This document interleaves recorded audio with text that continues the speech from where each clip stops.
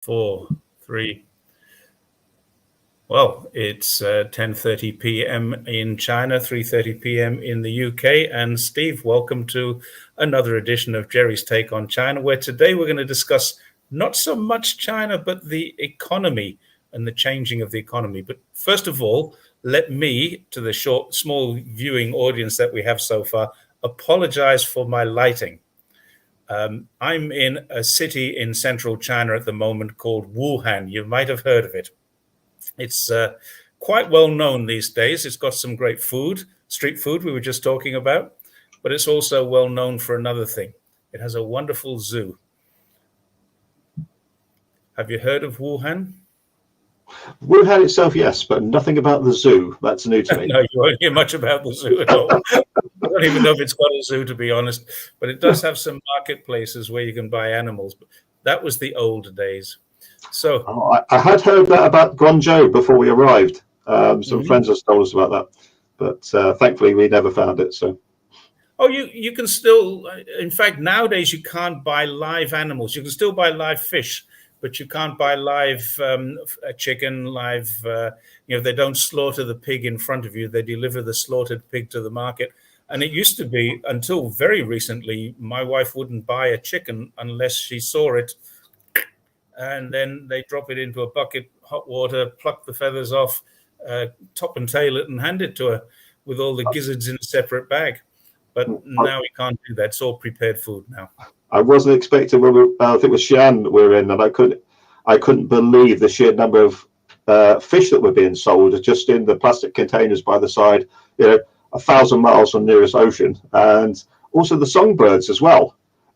Huge. They're probably river and pond fish. They're not necessarily sea fish. Actually, there's a very famous dish in Urumqi or in Xinjiang, which is like a barbecue or grilled fish, and it's quite tasty.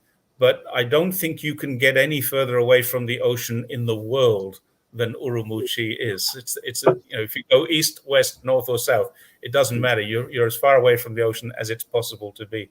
Well, we're just discussing at the moment with between myself and Helen about the route to take to get there when we go, about whether to go directly from Beijing, it's a longer journey, or heading down to Xi'an and taking the route up through there. So we'll see. Well, if you're planning on going to Xinjiang and you're landing in Beijing, it's a hell of a long journey. Even on the high-speed train, it's 20-something hours, I think. I'm not sure about that, but it was 26 hours from Xi'an on the slow train. And it was 25 hours to get from Guangzhou to Xi'an on the slow train when I did it. It was 57 days on a bike, if you want to try that. No, I'll pass on that one, but legs aren't what they were, Jerry. So. Yeah, very, very. I could manage to do a train journey as long as it's not a hard sleeper. I don't want to mess with all of those. Well, I find the hard sleepers are quite fun because if it's only one night, it's okay. But if it's a 2-night journey, then it's a bit tough. The hard sleepers, you tend not to sleep very well. That's why 2 nights is a bit too much. Yeah. But you do have a lot more fun, I think, a lot more interaction with the locals. In the soft sleeper, there's only 4 of you. And if you get a nice couple, as we did, we came back from Yunnan just a few weeks ago on the soft sleeper. And we got in on our own in Kunming. And we took off about 9 o'clock. And about 1 in the morning, as we're fast asleep, we stopped in some city and picked up 2 more passengers for our cabin. So, of course, we didn't get much sleep after that. And then they got off about 7 or 8 o'clock in the morning, and about midday, 2 more got on, and we were with them all the way through until 9 p.m. in the evening when we got off. So for us, it was like a 24, 25-hour journey from Kunming back to somewhere in Changsha, not Changsha, in Hunan, near Changsha. It was a great journey. We got on very well, and we're sharing food with them and talking about all kinds of things. Very, very curious people, especially when there's a foreigner on there. Where are you from? What do you do? It's one of the reasons you travel, isn't it? Especially in a country like China. You go to meet some people. The usual question is, surely foreigners are all rich enough to afford a plane. I don't want to. You said last time I was on a bike. Look. Yeah, well, that I have a few jokes about that. I don't think anyone seriously asked that question. Can't you afford a train? But a few people have. I have one very wealthy friend who's always said, every time he introduces me to anyone, he always says, well, I offered to buy him a ticket, but he needed to ride. So he did actually offer to buy me a ticket to come home. Anyway, talking of money, we're going to talk today about the economy. And there's two aspects of the economy that I wanted to talk about.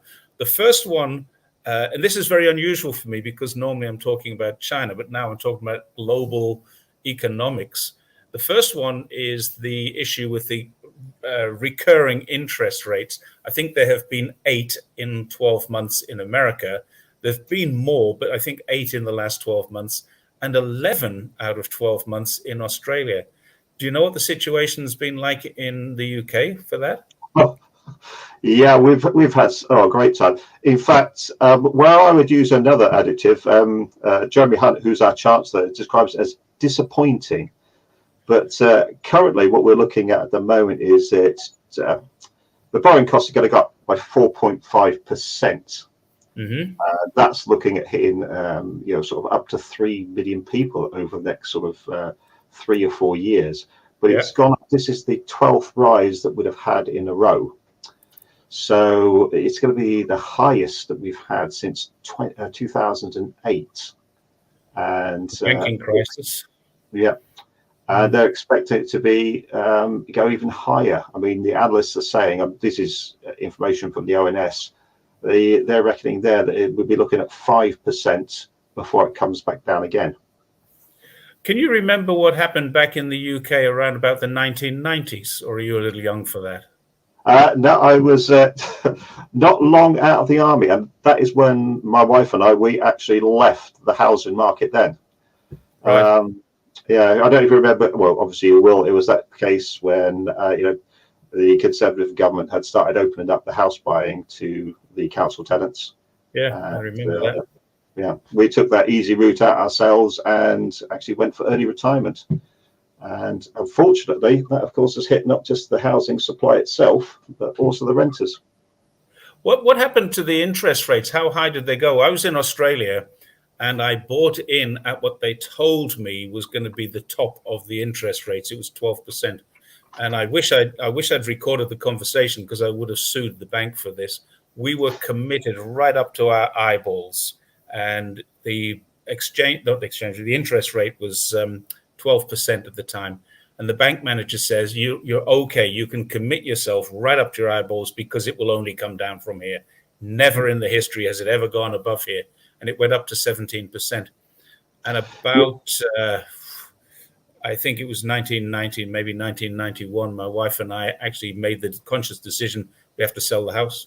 We couldn't afford, and we were very lucky because we're showing it around. We had the real estate people came and showing the house to this couple, and they were having a chat. And he said, we're going to be using it as a rental accommodation. I said, well, I'll rent it from you. He said, what are you talking about? I said, well, we're selling it because we can't afford the mortgage repayments. I'll rent it back. So we actually stayed in our family home for the further 5 years, renting the home that we had built basically ourselves, not with my own hands. I got a house and land package in 1987. In 1991, sold it, or 1990 or 91, sold it. And then, because what happened was, they say that you're on this housing stress when you hit 30%. Yeah. We were actually, my mortgage, my wife didn't work at the time, and my mortgage was higher than my monthly income. That was the problem. My mortgage was higher. Forget your electricity, gas, and food and everything else. I was working 3 different jobs at the time just to make ends meet. And I was lucky because my base salary was this much, and I had commissions coming in. I was a sales rep at the time. And the problem was my company were defaulting on the commissions. They were struggling because they had all sorts of things. So when a commission was due on the 10th of the month, they'd say, oh, we're going to pay you this next month. And I said, but I've got a mortgage to pay. And we were getting further and further behind in the mortgage. We ended up selling the house. And I think when we look back now and how hard that was, it's actually harder now. And there's a very good reason for it. The cost of the house is so much more. Can you remember how much your first house cost? Oh, do you know, I moved into a house with my wife who had already bought it. So, no, I'm not sure how much it was then, Right. how much she bought. We then took a property up in Nottingham. When I got married, we were living down on the south coast in Hastings. So, obviously, the price from there was a heck of a lot different from the property we moved into in Nottingham. But it was a big old three-story Victorian seafront house they had there when we came in. So I know now the price is going to be sort of around 450, 500,000. Back then, I'm really not sure how much it was. I just know that it was taking two of us working full-time jobs to get anywhere near the mortgage that we had there. Moving into Nottingham, I can remember my grandfather telling me this great story of, actually it wasn't my grandfather, my wife's grandfather. And again, I apologize for the lighting. I have two tiny light bulbs here, and one of them has just gone off. So I don't know. Yes, it's worse than it was a moment ago. It was bad enough before. My grandfather, he told me he paid £500 for his first house in East London, and he sold it 50 years later for a very handsome profit. Yeah. But he paid £500, and I said, wow, that's cheap. He said, you know, you might say that now, but my salary was only £6 a week. Well, yeah, but salary was £6 a week. That means you were earning, and his take-home salary was £6 a week. So he was taking home over £300 a year, and he paid £500 for his first house. So it cost him effectively about a year and a half of his salary to buy that house. Yeah. What's happening now in the UK? Oh, the average, sorry, not the average, I beg your pardon. I think the median house price at the moment is throughout England is 299,000. So we're talking only just shy of the 300,000. And of course, obviously, the further south you go, London, southeast, the east, etc., the higher the prices are going to go. Higher north you come, forget about it. But just briefly going back to what you're saying, I remember the first place that my dad bought, well, mum and dad bought, and that was 5,000. That was in the 70s. That was down on the east coast in Ramsgate. Oh yeah, Ramsgate's nice though. It's a nice place. A lovely place, yeah. And I'll just have a quick look and see what an average house price in Ramsgate would be now. I think that's the area they used to call God's waiting room, didn't they? I'm not going to comment on that, just in case I end up down there again. You never know. Well, waiting for something. The lights come back on with a little bit of a shake. Housing price, but yeah, as I say, the average cost up there is 2,999. Currently, an average house price down there is 322. So that's quite of a difference in the 50 years. So if we're using my grandfather's logic here, what the salary should be, if the house price is 322, the salary should be around about 170,000 a year. How's that? Like, yeah. Is the average income 170,000 a year? You're talking median prices there, aren't you? Not average. The average would be a little lower, I guess. Oh, sorry. The that number I just gave you there, that was an average price. Sorry, not the median. Oh, right. So previous one was median. This one was the average price. Sorry. Right. Yeah. Okay. So the average price is higher than the median. Yeah, it's going to be. Yeah. Oh, that's interesting. I wouldn't have expected that. Yeah. Oh, FLU is very close to Ramsgate. So perhaps I should just rephrase that. It's not God's waiting room. It's a lovely place. I think it was actually it wasn't Ramsgate that was God's waiting room. There was another. I think it might have been Eastbourne, not far from your Hastings lodgings where you. Oh, thank you, Joe. That's where we're moving to in the future. It's a lovely place. Yeah. All our families down there, so all our boys are down that neck of the woods. I'll come down and visit you. And the mortgage interest rate keeps going up, right? Yeah, that's right. Yeah. And what is it now? Do you know? Let's have a look at this one. Yeah, I've got it over here somewhere. I did have to pick it up. Well, just bear with me for 1 second. I had it in. I've just closed the window on that one. Let's have a look. Yeah, I've got another window open with mine here. Yeah. In China, in the last 12 months, it's gone from 3.8 to 3.2. So it's actually come down half a percentage point. That's 50, what they call 50 basis points. Yeah. Now, currently at the moment, ours is heading upwards towards 5%. It says if you're going for like a 2-year fixed rate, they're saying it's 5.35.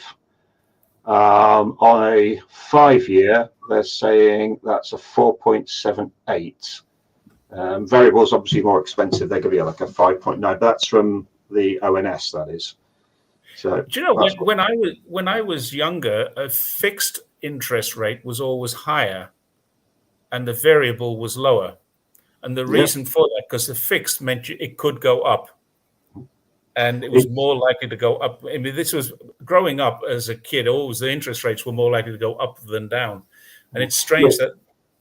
Well, the 2-year fixed rate is 5.35, so it is more expensive than the 2-year.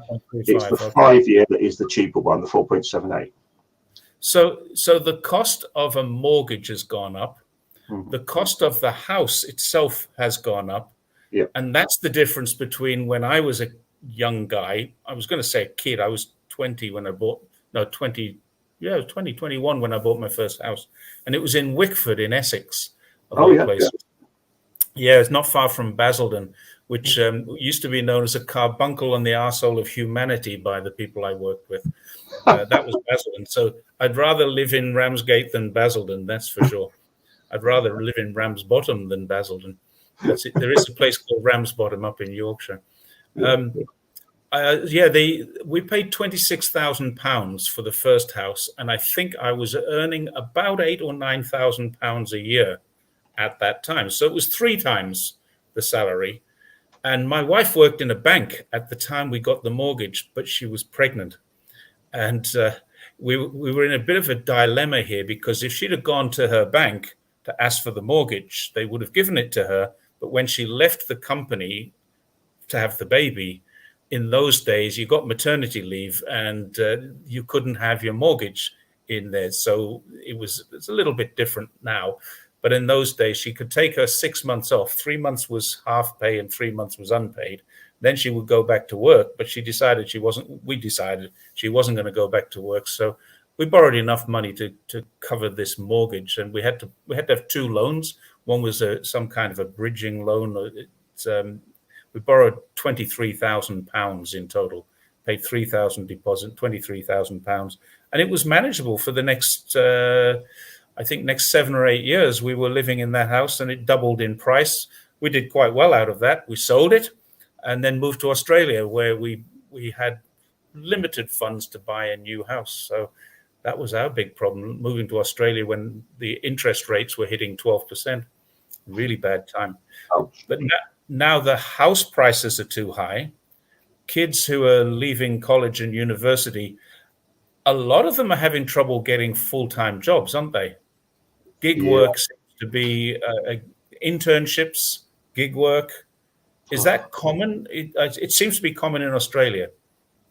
More and more so. And it's very interesting, because I was trying to get some actual figures based on it, because I think an awful lot of it within the UK falls within what's now called the shadow economy.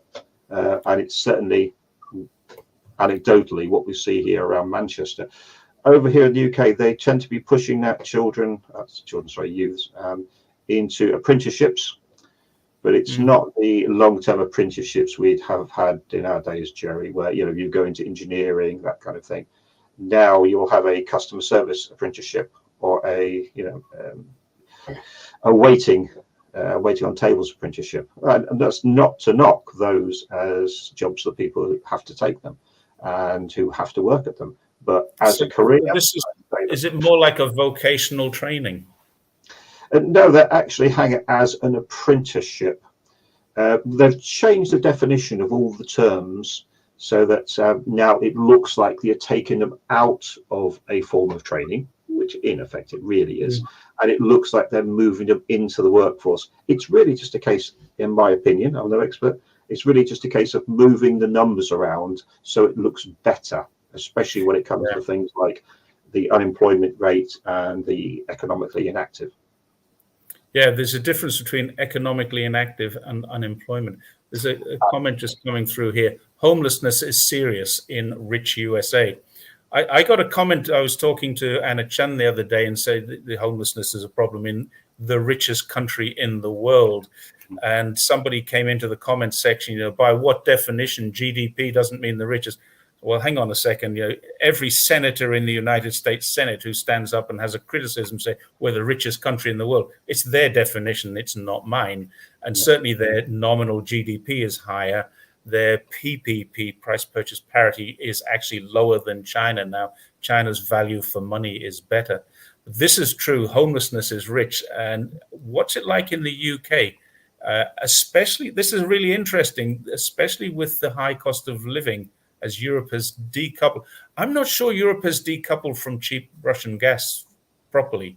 I saw a report today in, I think it was The Economist, which basically said that the amount of gas coming out of Russia into Europe has gone from 25% of Russia's needs down to 13%. So they're still taking, and they're also getting it through India and other places. So Russian gas sales haven't gone down. The cost has gone up. Yeah, I was reading something very similar. The traffic coming through in the ships, has risen by something like 25%, because all that's happening, well, according to the news reports that I'm seeing in things like The Guardian, The Times, etc., is that the countries around Russia are still trading with them, and it's coming out in that way. So, no, I don't think these economic sanctions will are worthwhile. It's not going to have an effect on Russia. It certainly hasn't hurt Russia. I mean, it obviously had an effect. It had a slowdown effect. But Russia's economy is now set to grow rather than shrink. Russia's economy is now set to grow faster than UK's economy. So, and the UK's got a combination of factors. They're blaming Russia, blaming sanctions, blaming COVID, blaming all sorts of things. But Brexit was not good for the UK, I don't think. Whether you supported it or not, the implementation of it has not been good. And to be quite honest, I was gobsmacked when the British public voted for it, but I'm not there. So it's, it just surprised me. But do you think that this comment, is homelessness likely to increase? Is poverty likely to increase as a result of this? Yes, in my opinion, yes.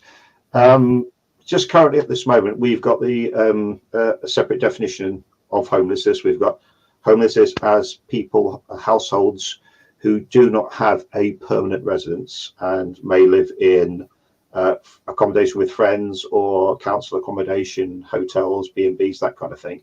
Right. And just in the figures that I'm just looking at here from the ONS, up until December this year, obviously they seem to be quite a way behind, they're saying 72,550 households initially assessed as homeless or threatened with homelessness.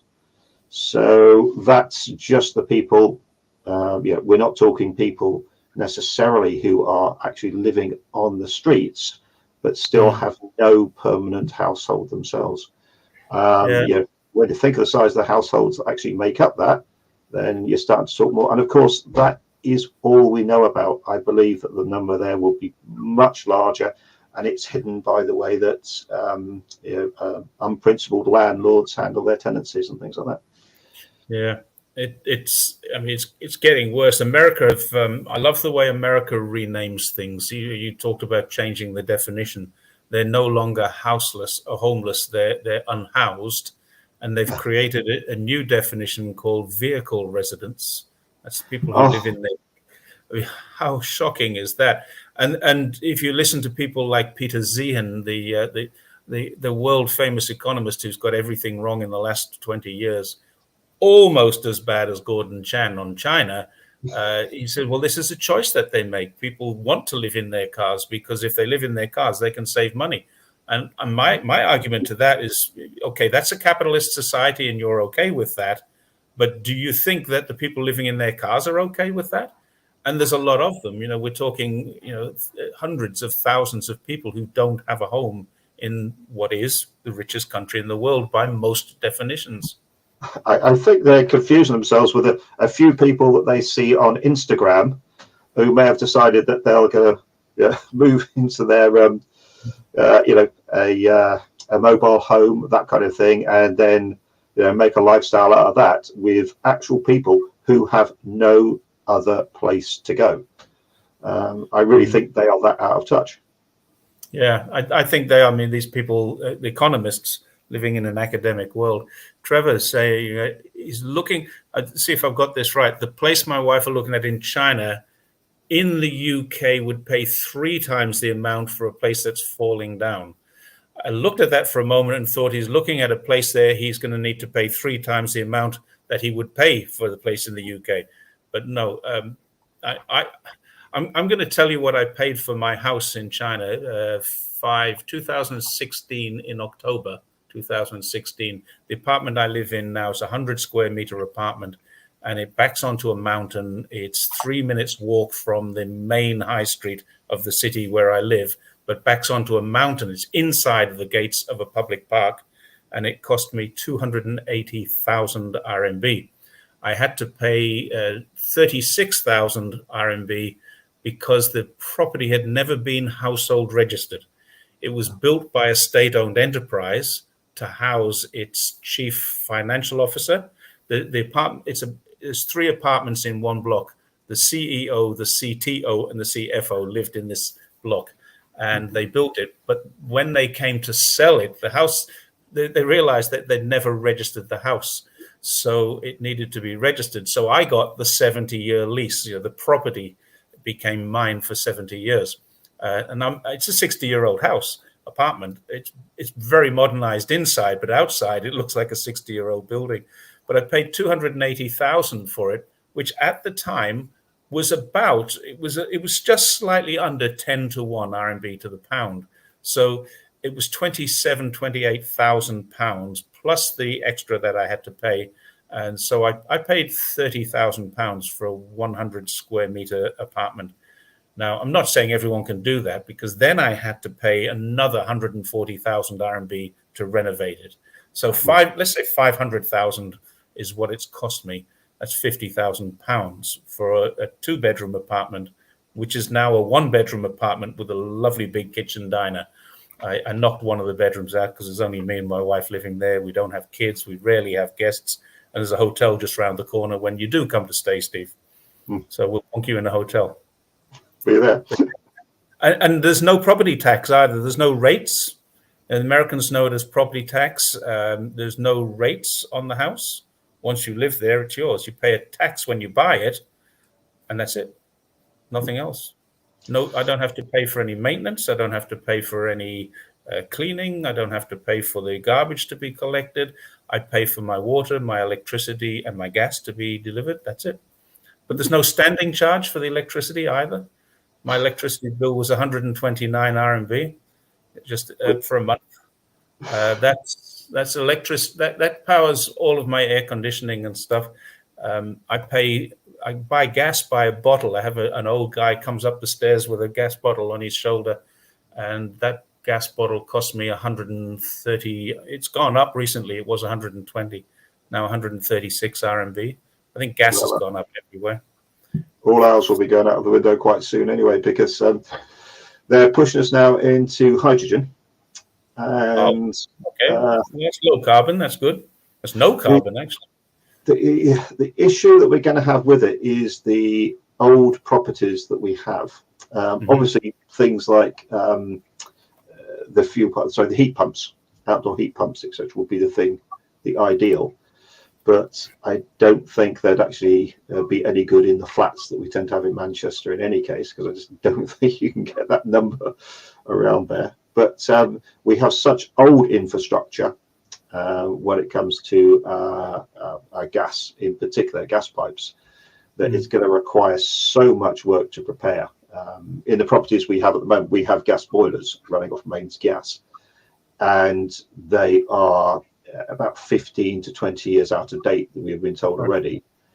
We have got a rental property we're coming to Manchester in, and there is no way that they can afford, the housing association that we're in, to replace the boilers that we have. So it's going to be very interesting to see how that works. Oh, yeah. I've seen this comment I've seen this in news, and I have to be honest, when I see something in the news that I want to believe, I struggle believing anything that I read in British, American, most Australian media. But water companies are releasing raw sewage into the rivers. I saw that in the news about a year ago in the UK. Boris Johnson was still Prime Minister, but of course that wasn't that long ago. We've only 3 Prime Ministers since then. But how true is this? Is this just a one-off incident, or is this a real serious problem? No, this is a very serious problem, and it has been for many years.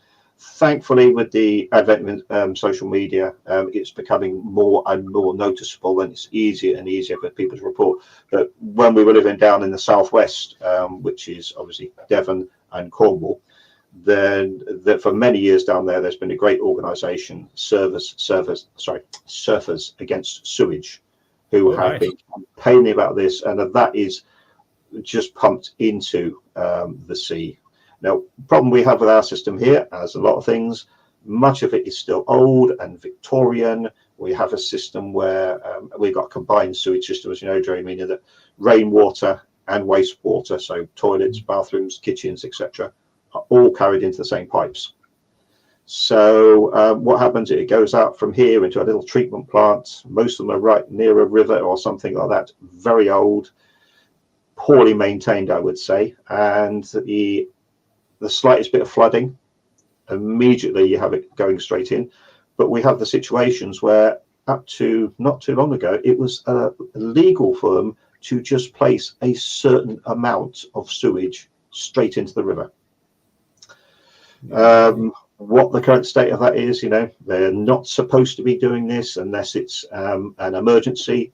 But these emergencies, they have seemed to be occurring more and more. So it's a very serious problem over here, and it's only getting worse. I would say that there is an awful lot of problem that is caused just by the sheer laziness of ourselves as people. Whereas, unlike in China, where we have a separate system for disposing of things like your paper, here it doesn't. It all goes straight down there. But now we have the convenience of the wet wipes, etc. Completely different makeup to the paper that was used previously. Wet wipes don't dissolve in water. Yeah, and of course it mixes up with the food that gets flushed down there as well. Because while some people may be very good about the fact they recycle their food waste, etc., or cut it down as much as they can, for a lot of people, it's straight down the sink. There's no waste disposal systems here like you have in America. I was going to say because in Australia we used to have this.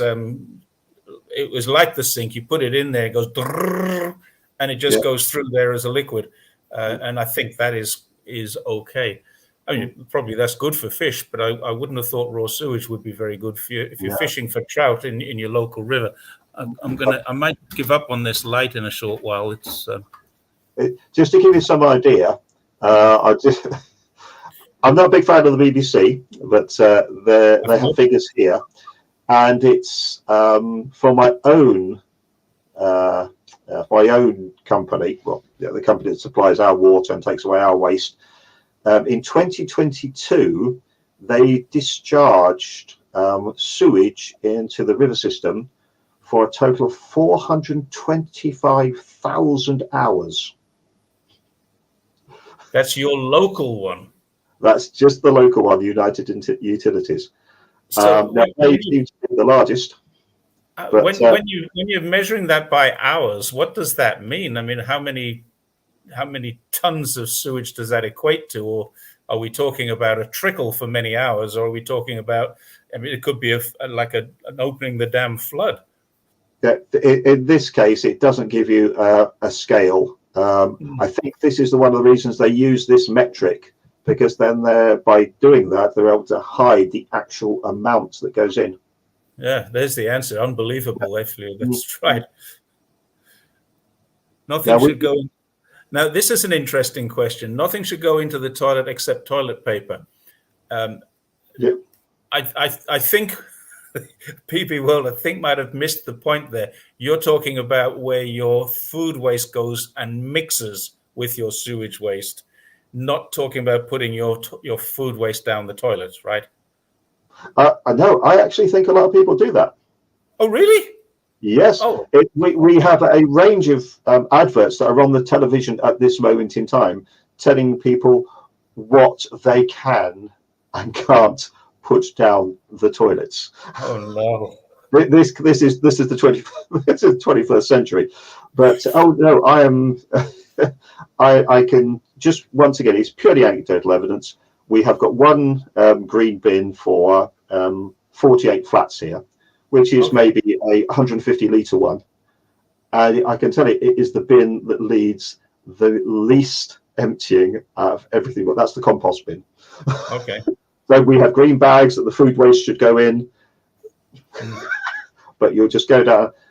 That is not used. I remember my mother was fined. She lived in Chepstow in Gwent. She passed away 7 or 8 years ago, but she was in her 80s, and she accidentally put some compost waste into the food waste bin or something like that, and the local council put a sticker on her bin saying, "You've been fined." Now, of course, she's an old lady and she didn't realize what this sticker was. And then the next thing, she's getting letters from the council saying, not only have you been fined, but you're going to be penalized because you didn't pay the fine on time. And she didn't know anything about this. She saw this thing stuck to her bin and thought it was rubbish, and she threw it in the bin. And then, of course, my older brother, had to get in on the act and get the council. And they were actually going to take her to court, and he knew people in the local newspaper, so it got dropped. But it may very well have contributed to her death. She had a stroke shortly afterwards. But it was a horrible thing for her to go through this, getting a fine from a local council, and she had 5 different bins, one for paper, one for compost, one for bottles, one and cans. Or recyclables, and one for general waste. And she didn't know what she was doing with all of that stuff. She did her best. And then, of course, it was, you have to put this bin out on this day and that bin out on that day. When you're in your 80s, it's a little confusing, I think. Very much would be, yeah. I'd be confused by it. All I do is I put everything into a bag, take it. If it's recyclable, I put it into a box and I just leave it outside my house and someone takes it away. This is a great thing about China, because there are still people going around. They just collect your recyclables for you for free. I mean, if I had enough, I could sell my recyclables to them, but I'm not interested in that. They'd give me 3 or 4 RMB for my cardboard boxes. I remember. It's a big industry now that we've got this massive express delivery services. Everything's coming in boxes and cartons, and we have this massive delivery service. So there's always boxes to be thrown out. But luckily, I've got great neighbors, and they're quite happy to take it from me. One neighbor has got a shed full, and every couple of months, you see the guy out there. He's got his little scales. You know those scales where they put everything on one end, and then they just move the weight. They do that. They're still doing that in China. It's quite when we go out in the parks, very often when we had finished a drink, a little auntie would come up. You know, she might just have a little shopping bag or something with her. Well, we were just talking about street food, and I saw you in there. And one of the things, myself and my mates go out and we drink beer. Now, I think you probably don't drink beer, do you? No, not anymore. No, I didn't. I thought not. But and I know why as well. But we drink beer out in the street, and we're having a beer, and this lady walks up and says, "Can I take the bottles?" No, you can't. They belong to the shop. You know, the shop's got the deposit system going with the beer supplier. You know, they give back empty bottles, and they get a discount off the full ones that they buy. So this little old lady comes past every day. Can I take the? No, you can't. They belong to the shop. It is like that. Yeah. We keep talking about bringing a deposit scheme back for bottles here, and they've been talking about it for years. And this is one of the problems we have with the Starmer government. In Australia they do.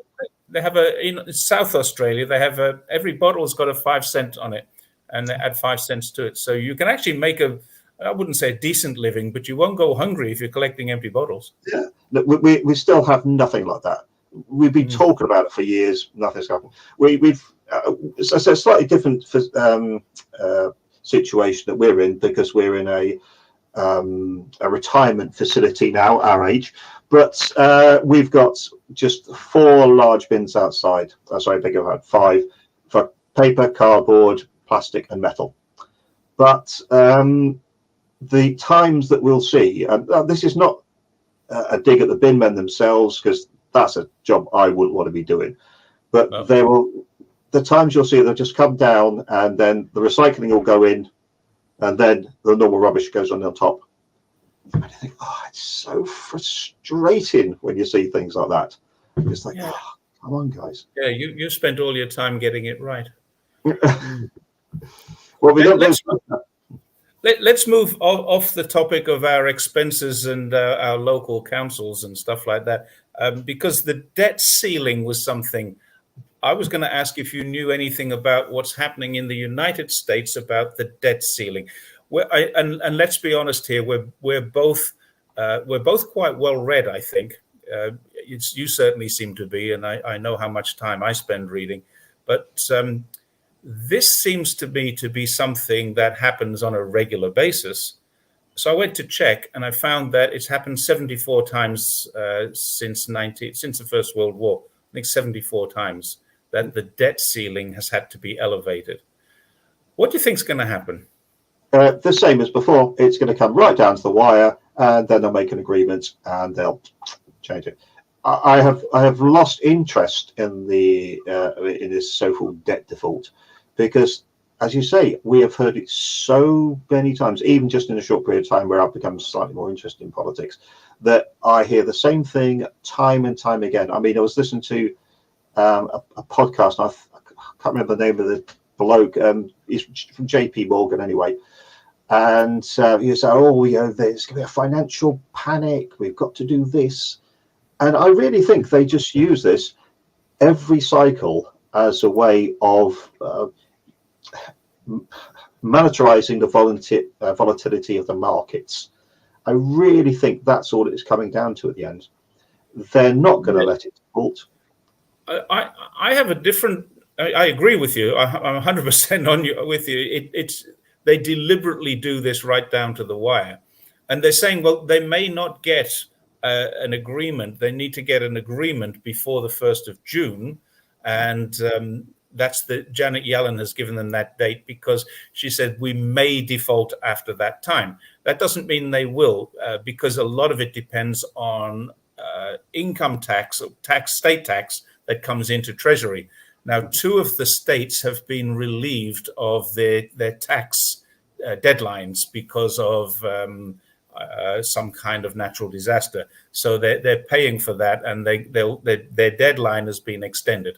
So that means that less income is coming in. But if either or both of those states manage to pay their appropriate income on time, then the debt default won't happen on the 1st of June. And there's other things that could affect it. But 1st of June is the earliest deadline that they have. And it could happen in the middle of July. But they're saying they want the decision by the 1st of June.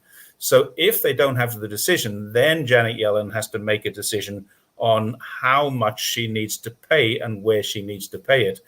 And the first people who are likely to be impacted on this are actually the pensioners. The people who need it the most seem to be stocks will be affected. Apparently, this is going to affect stocks, but pensioners don't own stocks, generally speaking. Certainly not pensioners on welfare. They don't have very much in the way of stocks.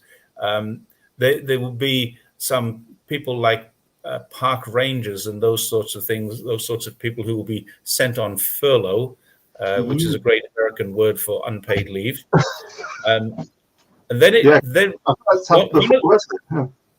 Well, I was reading the Washington Post, and one of the issues might be. I mean, forgive me if this is a bit of a shock to you, but it might be that people will lose confidence in America's democracy. Really? Oh, wow. Yeah. I knew that would come as a shock to you. America's democracy could be at stake here. People would lose confidence in that. I would hate to think what percentage of them still have faith in it.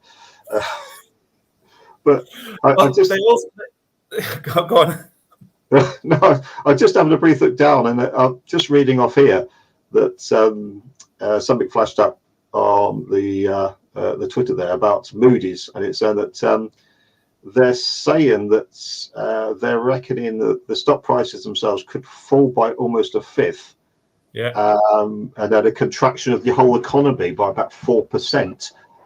Which is about the same as 2008, they said. No, this is they're looking back to. It says here that would be the same as when they briefly entered default in '79. Now that they palmed off apparently as a check processing issue, but yeah, and that led to something like So they said that this is Moody's. They're saying that they reckon that they'd lose 20% of the stock market if that happened again. So. Yeah, I think they're going to rein that in well beforehand. So this is here's what was likely to happen: is that they'll make the stock market crash by selling, and then they'll buy them back at the lower price and make more money again. I think it is a Ponzi scheme. It's a scam. And you're going to get people. I can't remember what was the name. There was one guy who stopped Build Back Better, and I can't remember his name now. I'm sure it'll come up. But the one guy who stopped Build Back Better because he didn't get what he wanted out of it for his state, and he's the same guy who's saying that he might not vote on this. Now, I thought they had a democracy, and surely if they have a democracy, then 51%. Voting for it would be the right. So Biden's only got in the English system, the prime minister and the whips would order everybody in the party which has control to vote on that in that way. Isn't that what would happen?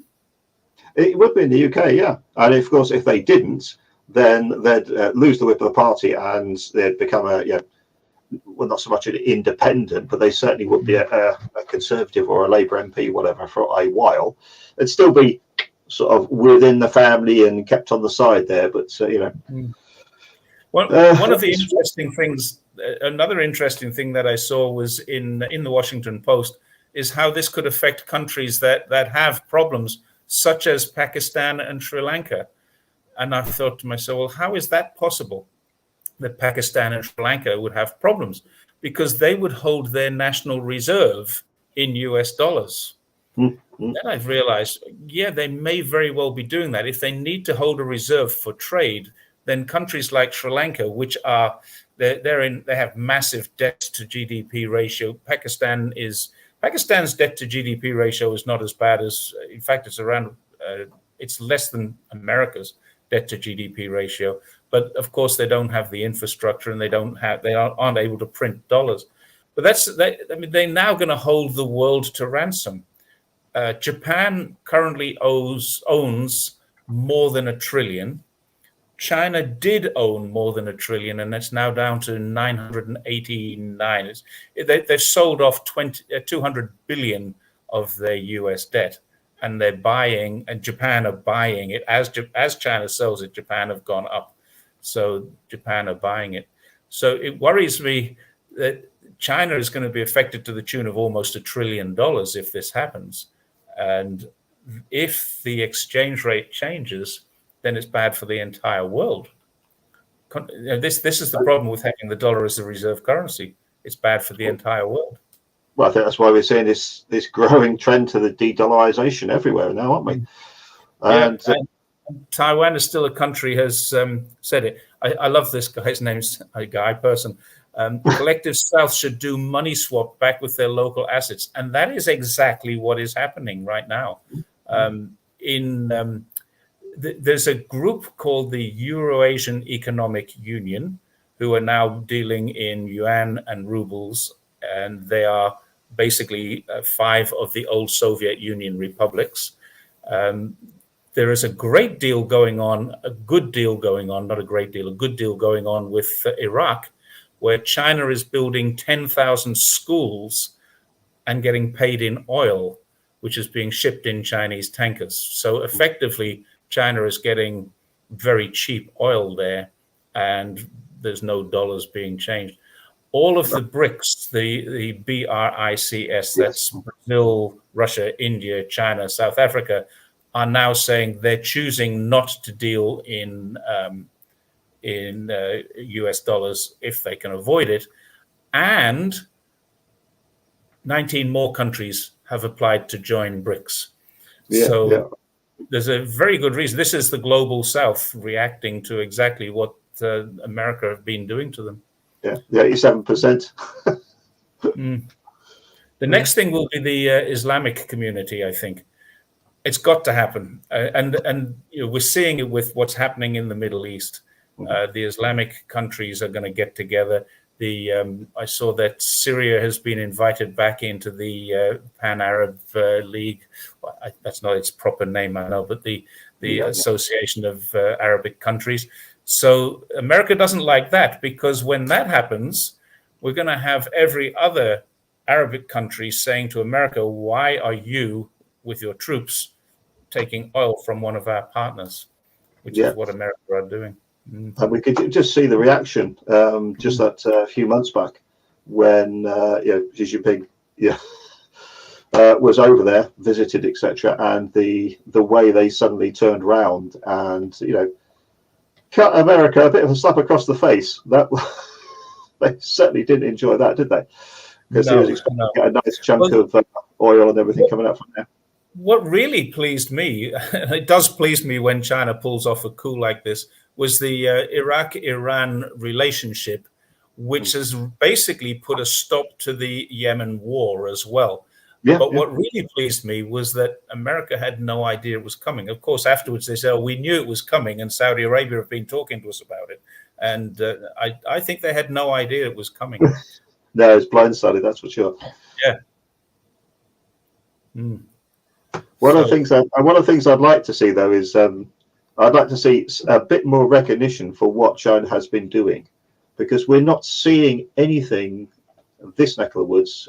Well, I can only speak for the UK, of a positive nature of what China's been doing in the Middle East. All we're seeing time and time again is, oh, this is the problem that this is going to cause. This is the aggravation it's going to be. And oh, look at this. And it's a case of no. China does what it says it's going to do. Always has. Time and time again, it says, and it's been saying this for a very long time. There might be slightly variations depending on what's happening in the world at any one particular time. But we don't have to look beyond, as we do when we're dealing with the Americans or the British government, as in what's going to happen in 4 years' time when somebody else has come in, or as we've had, 5 prime ministers in the last 4 years. We don't have to worry about that kind of. It's stability that everywhere needs. Yeah, UK is a little bit like Italy used to be. Do you remember? I don't know if you paid any attention to it, but I could never remember the name of the Italian prime minister because it just changed every couple of weeks. No, we have become that basket case that we used to laugh about. Yeah, we used to laugh about it. It's like an Italian prime minister. Buy Hong Kong dollars is, I think, perhaps. I had a friend of mine asking me for advice. Don't ask me for money advice, and please do your own research. I don't like to give money advice because I haven't got any. So why would you listen to me? But the issue with Hong Kong dollars is that Hong Kong, it's a small place, 8 million, 7 million people, and it is heavily, heavily indebted. It owns 220 billion US dollars of debt. So when we're talking about China's debt being reduced by 200 billion, we can add, because Hong Kong is China. And I think what will happen when the US are ready to do this and say, we are going to default, and if they ever do this, it will be devastating to their reputation. But if they ever do this, they will not differentiate between China and Hong Kong because they won't allow Hong Kong to be the back door into China. If they're going to sanction China, they have to sanction Hong Kong. So that's the risk that I see with that. And I'm not saying that's business advice. I'm just saying I see a risk with Hong Kong. That's the same risk as I see with China. I can't see how the Americans can say, we're going to sanction China, we're going to take China, remove China from the SWIFT system, or as they did with Russia, or we're going to sanction all of the properties of China without doing Hong Kong as well.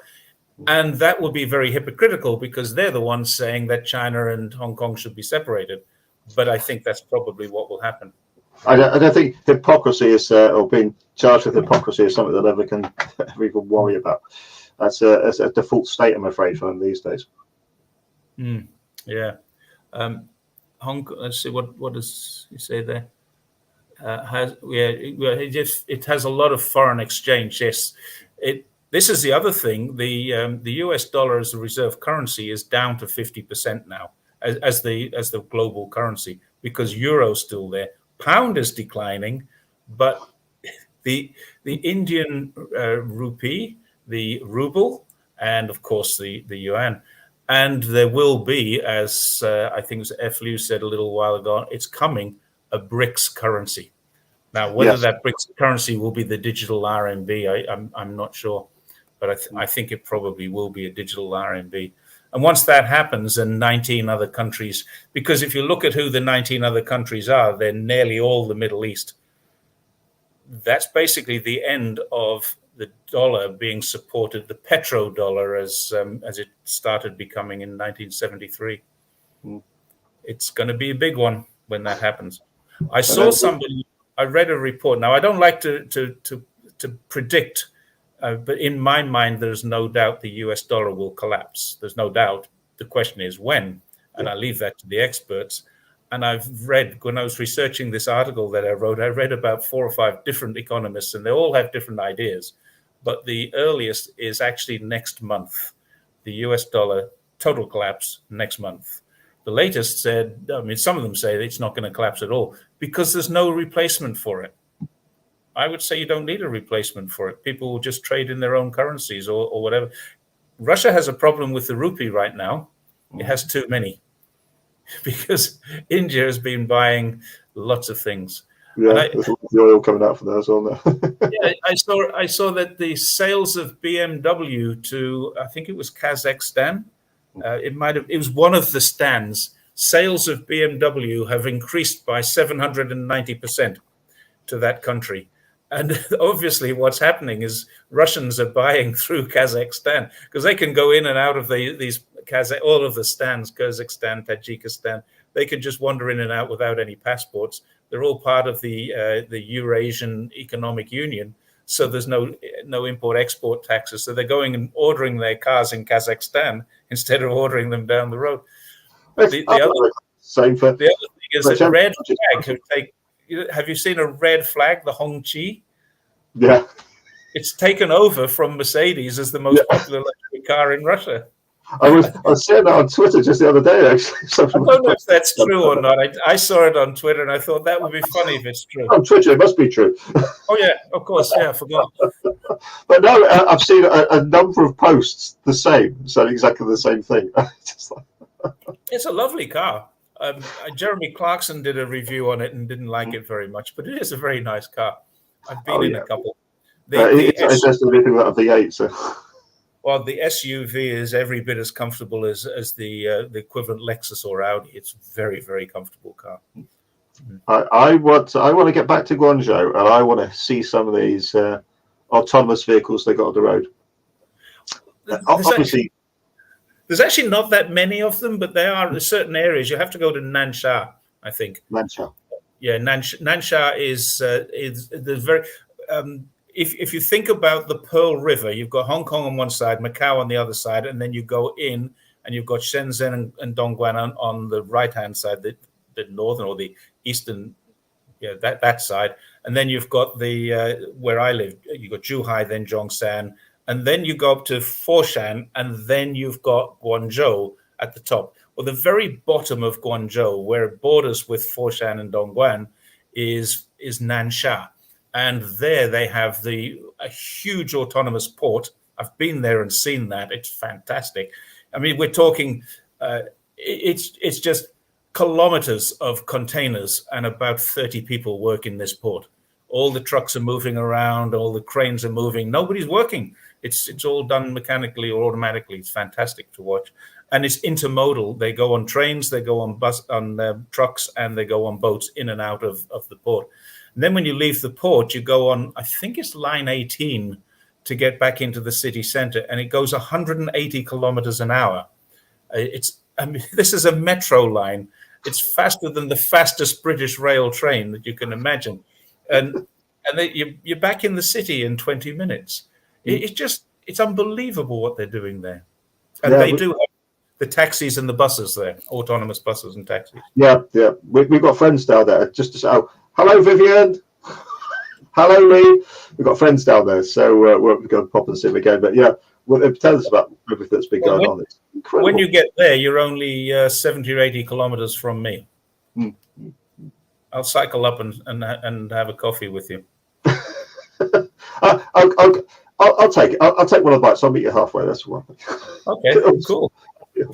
Hey, actually, there's not much halfway between here and there. It's not here. I'm not there now. I'm in Wuhan. Where I live is very industrial. There's a lot of green, but it's quite industrial. And riding to Guangzhou, it's not country roads. I don't want to miss one of the trucks. Thank you very much. If anybody is watching and knows what the G105 looks like, that's the road we got to use. There's a road called the G4, which is a highway, but on a bike you can't use that. The G105 is just it's a trucker's nightmare. It's and of course on a cycle it's not good. They do have cycle tracks, but they're just full of parked cars and things. Waste of time. I've been skipping over these American Christian family who migrated to Russia. Oh gosh, look at this. American Christian family migrated to Russia, say the USA is the mystery Babylon, will be destroyed. I think they're going to destroy it themselves, actually. Look, it's halfway there at the moment. I'm afraid the country's falling apart. Yeah, I saw the Patriot Boys. Is that what they're named? The Patriot Boys were marching in Washington today. That's not a good sign when they were unarmed, but disciplined militias start marching towards your capital, then you've got a problem, especially since you've got an amendment that allows them to do it. I'm afraid I got, as soon as, ridiculous because I'm wearing a black shirt today, but as soon as I see people marching, I'm afraid in black shirts and any kind of quasi-military, uniform and stuff like that, if you're not in the army, then there's trouble in the air somewhere, I'm afraid. But they have an amendment to allow them to do it, and this is the thing. Yeah. Whatever your argument is, they never allowed the amendment wasn't really to allow individuals to have what they call them, AR-15s and things like that. 10 years ago, I'd have. I think I've said the same thing to the missus. If I was over there, then that would have been my sort of thing. I would have enjoyed that kind of life. It was that life that the American freedom that has been sold, which is a crock in the end. But I don't necessarily blame the people because it is the way they have been brought up. For most of them, it's the way it's been instilled in for many years, etc. It all comes down to the way they've been taught, the way they've been led, and the way they've been led on, I'm afraid. Yeah, they have been led on, unfortunately. And I personally think this is an educational issue. They're not being educated well enough. They're being educated. And this is not my numbers. This is the education department of the federal government say that more than 50%, I think it's 52% of American people cannot read and critically read, a book written for grade 6 level. So effectively, Americans can't understand Harry Potter. They can understand the movie, but they can't read the book. And that's kind of a frightening. And when I looked at that, my first thought was, I know that a lot of Americans are second language speakers. There's a lot of Spaniards. There's other languages that are quite. In fact, Mandarin is quite widely spoken in America as well, and Cantonese too. So I guess if you say Chinese, there's a lot of Chinese, there's a lot of Mexicans, there's a lot, or Spanish speakers, because they come from Central and South America, Latin America. But that was my first thought. This is for people. This is because a lot of people are second language readers.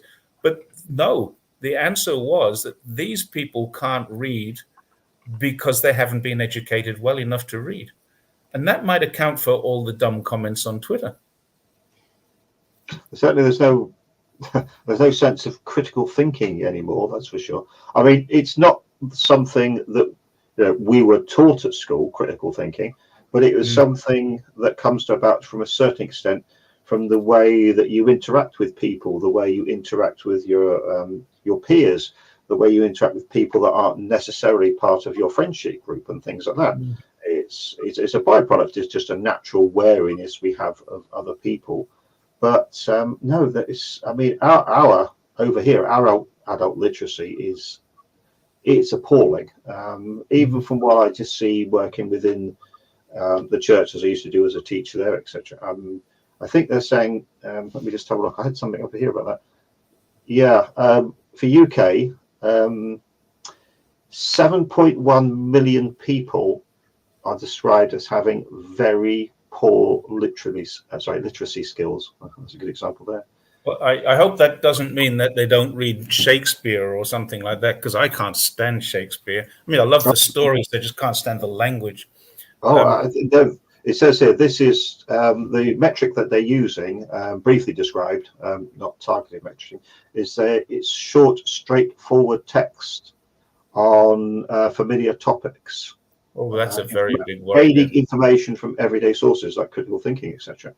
Yeah, it's interesting. I was doing some statistics about the IELTS test. I'm doing training at the moment. This is why I'm traveling. IELTS is the International English Language Testing System, and it's run by the British Council and Cambridge University. And I found out that the British, the native English speakers who take it, have lower average scores than Germans, Swedes, and Danes. They have a higher average score than the native speakers. And that's because we don't learn our language. We don't learn our language very well. This was a comment that PB World just put up here, and it was. I think it might have been me who discovered this. I put it into a video a few weeks ago, talking about I was talking about the Patriot Boys and the Ku Klux Klan, and I just found out, because I thought it must be illegal to be in the Ku Klux Klan. It never has been. It's a freedom of speech issue, but it actually is illegal. Now, having said that, people can say, well, there is a Communist Party of the USA, and that is true. And you can be a member of it in certain states. Certain states have allowed it. Arizona is one, I think, where they've said, well, you can join because it's a freedom of speech issue. But there is still a federal law that says you cannot join the Communist Party.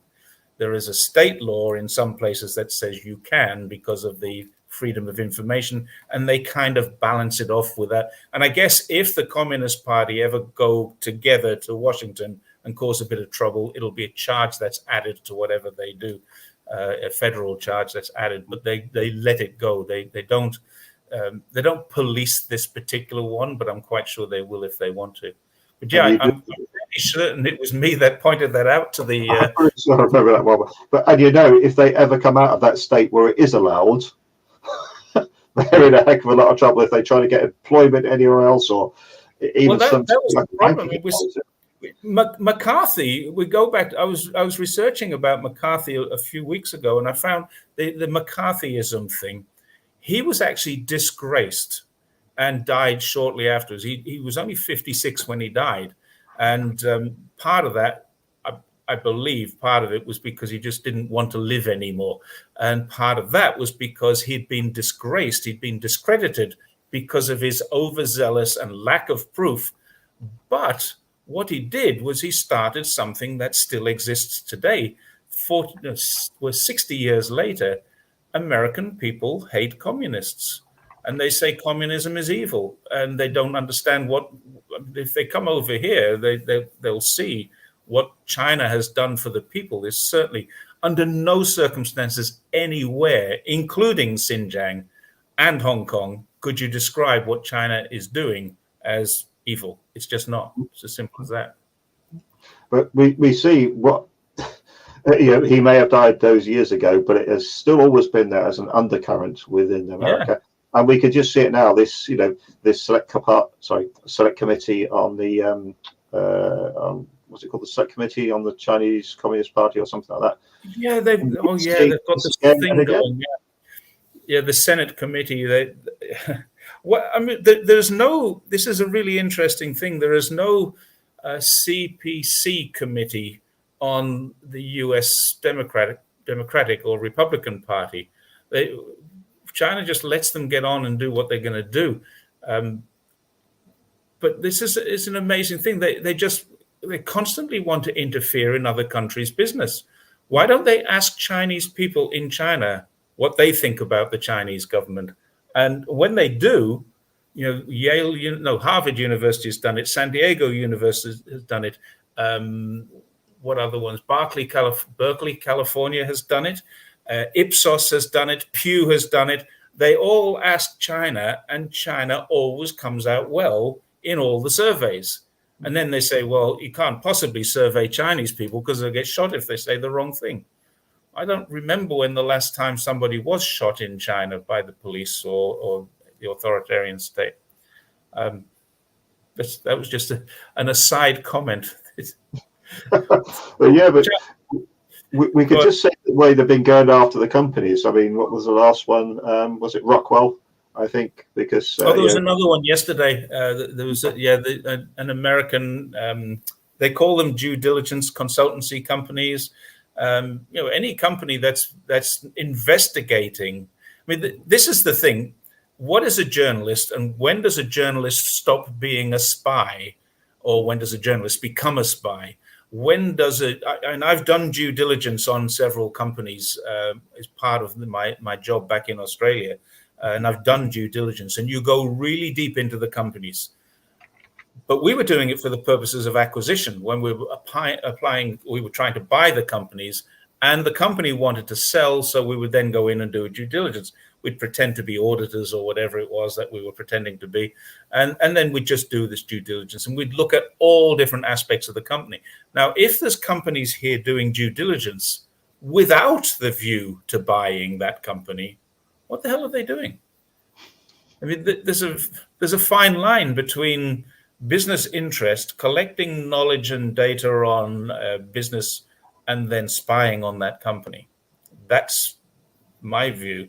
And China has probably just become quite aware of it.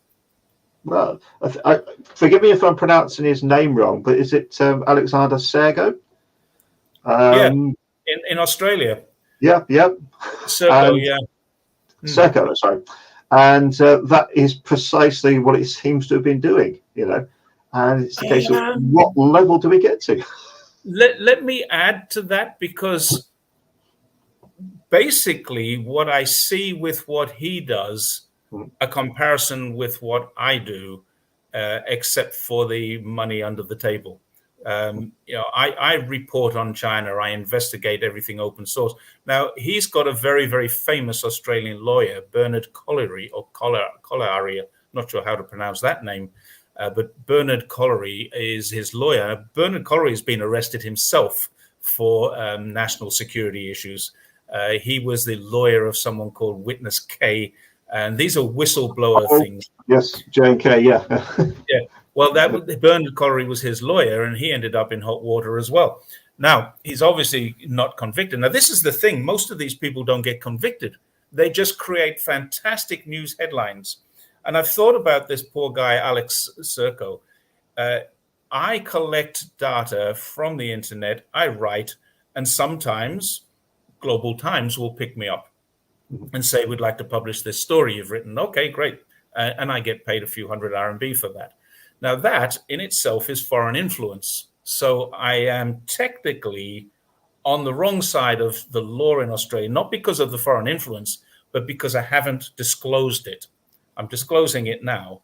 I get paid by a foreign government to provide some kind of influence. Now, I don't get paid. They don't send me jobs and say, write this or write that. I write something, and then they'll say, can we use that? So there's a slight difference there.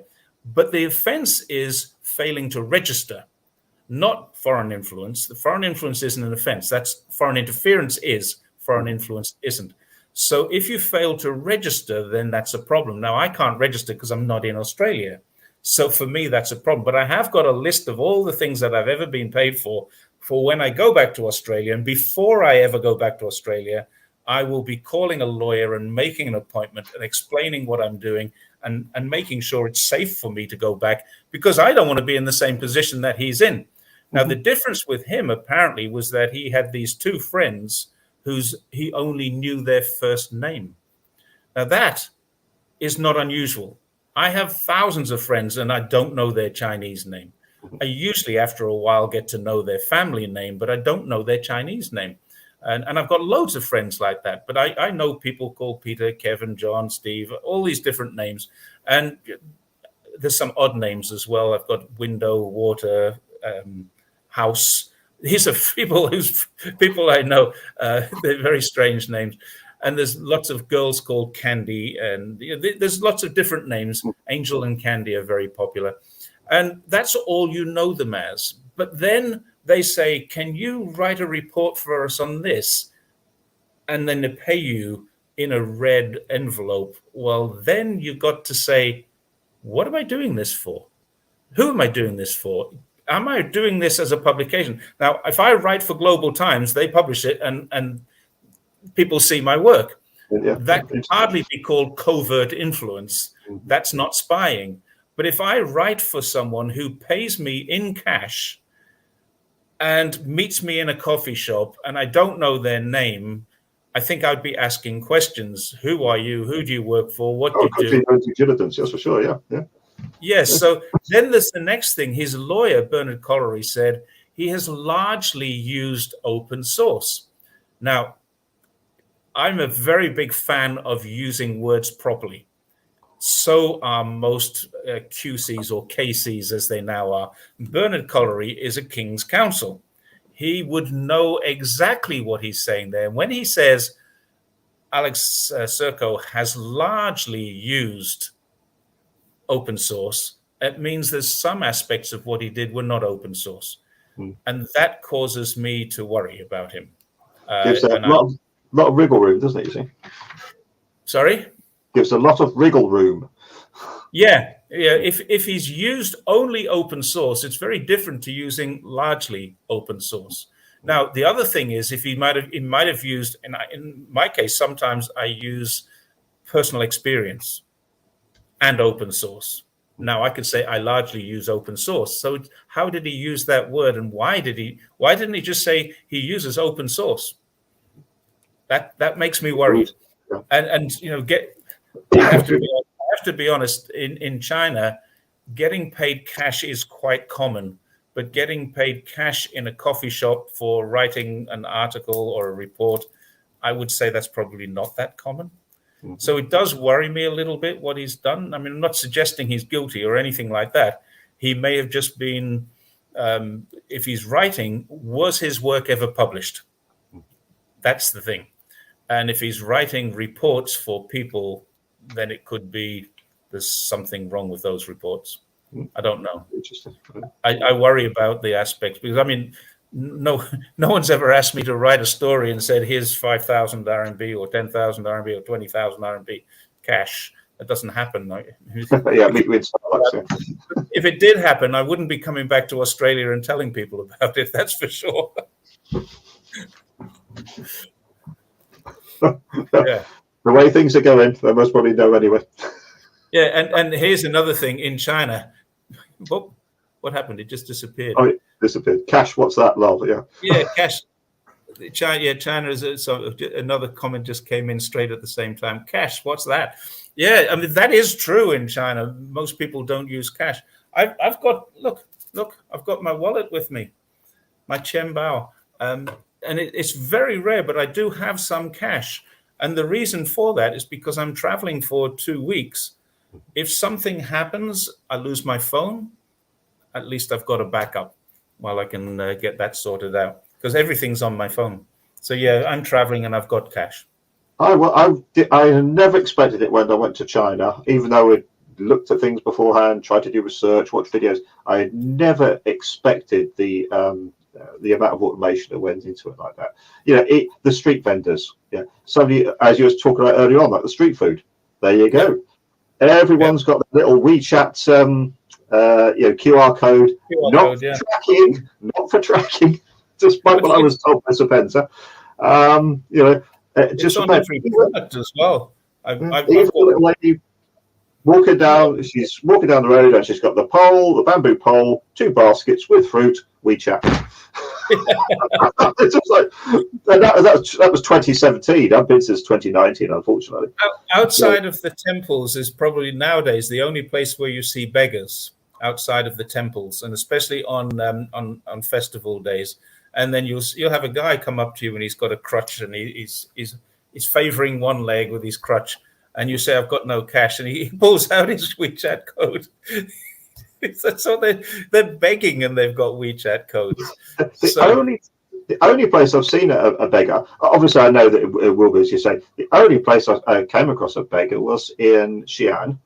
In fact, I came across 2. There was, as you say, the beggar with his WeChat code, and it was it was obviously not a Chinese. It didn't certainly seem to be a Uyghur or anything like that. Or he seemed more like a Western bloke. But it was very hard to see because he had a pulled down woolly hat on and all this kind of thing, and that was the only time ever. And I thought, no, this isn't China.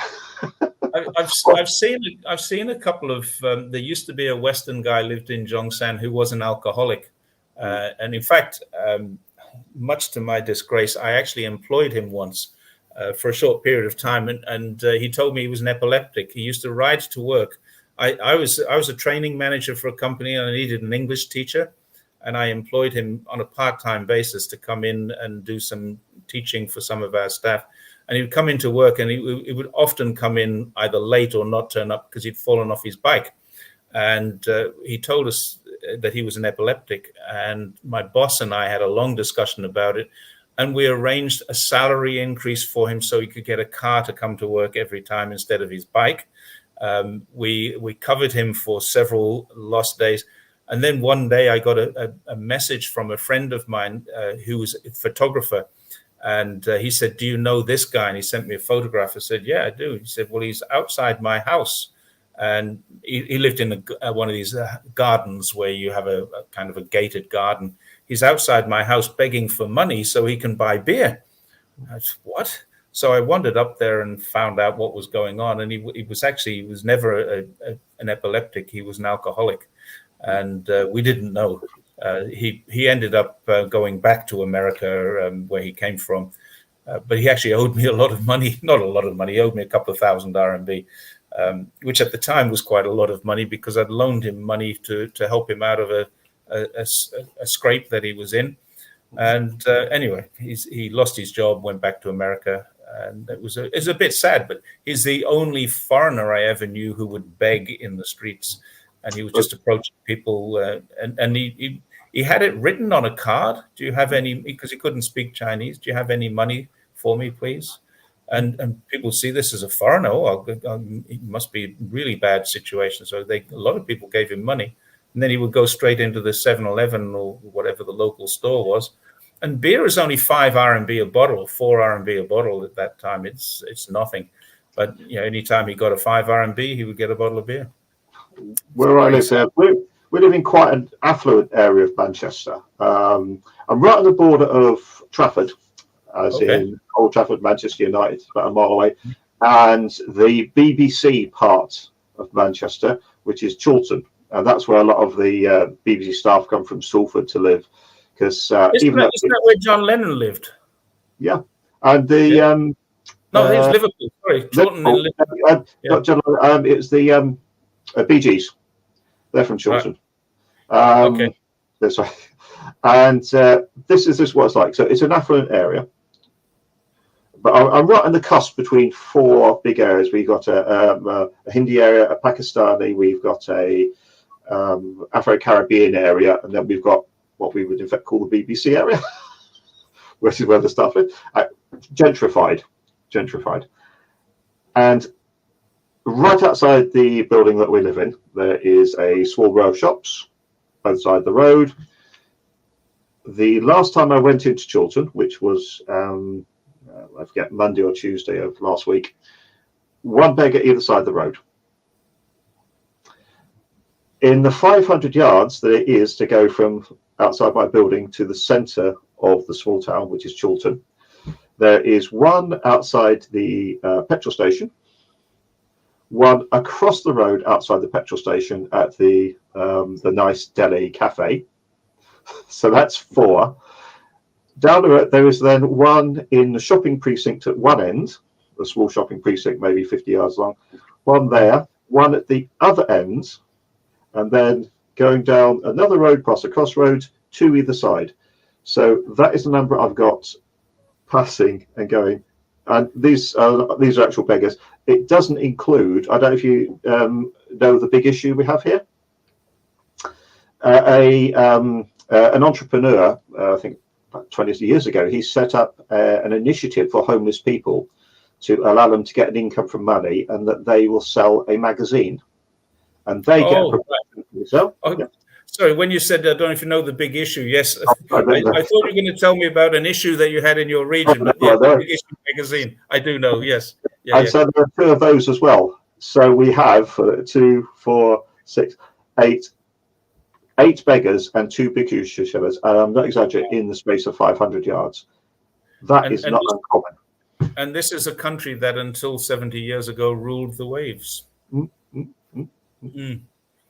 It's where we have fallen. It's where we have fallen. It beggars belief, if I can use that expression, that UK and America have gone that way. And I was talking to Maureen and her husband Robert the other day. Maureen, that's an excellent interview. Yeah. And they said the same thing. They're putting together a foundation. Obviously, they're quite wealthy or quite comfortable, and they're putting together a foundation to help homeless people, but not just to give them shelter or money, but to give them hope. And I think that's what a lot of the homeless people that I knew when I worked in London. I was a police officer working in London. Almost every homeless person that I knew, the vagrants, and they were all, generally speaking, nice people. And most of them had some kind of mental health issues. Yeah, and it was a big problem.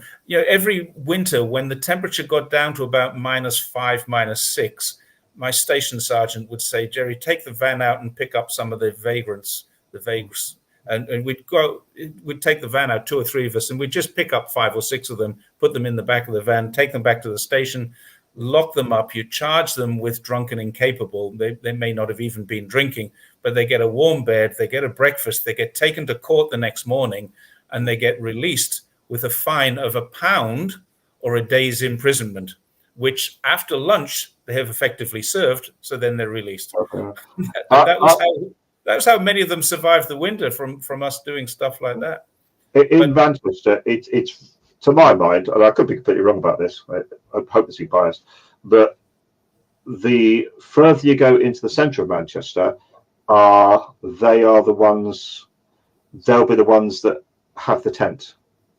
They'll be the ones that have the sleeping bag. These are the real homeless and rough sleepers, and I classify them completely differently from what I call a beggar. A beggar I would class as one that is just begging for money. The ones that we see in Manchester, we've had entire parks that are full of them, and there is no way I'd wish that on anybody. There's been some terrible instances of attacks, tents set on fire with the people inside, this kind of thing, and that is a serious problem. The people who think that the beggars and the homeless people are the problem don't realize that there's a much bigger problem. It's what causes those people to be living in tents, what causes them to be living under bridges. Now, there may be some people in China. There are quite a lot of people who choose that. There is no such thing as homelessness in China. It doesn't exist. Now, that's not to say there are no homeless people, but there's no homelessness. Every single person who's born has a household registration. They have a place to go.